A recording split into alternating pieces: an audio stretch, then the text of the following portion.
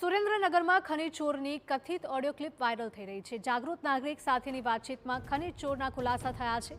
ખનીજ માફિયાઓ પાસેથી પોલીસ હપ્તા લેતી હોવાનો ઉલ્લેખ થયો છે।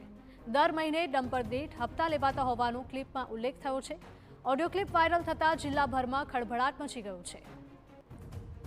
તો તમે પણ સાંભળો આ કથિત ઓડિયો ક્લિપ।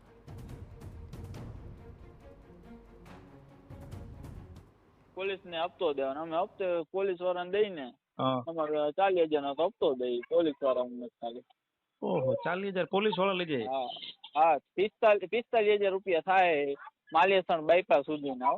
માલિયાસણ મોડી બાયપાસ? મોડીથી નીકળી અને માલિયાસણ બાયપાસ આવે ને પુલિયું ત્યાં સુધી 45,000 ને રાજકોટ નો નફો। રાજકોટ વાળા લઈ જાય? રાજકોટ વાળા લે ને ચોકે વાળા 300-400 રૂપિયા ઈ કઈ નડે નહીં અમને। વાયરલ ઓડિયોમાં અધિકારીની બદલીની પણ વાત થઈ હતી। ચોટીલા એસડીએમ એસટી મકવાણાની બદલીની વાત સામે આવી છે।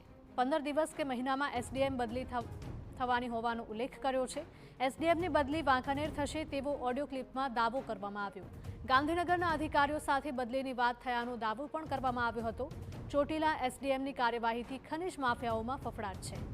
તો અધિકારીની બદલી અંગે પણ શું દાવો કરાયો તે સાંભળો।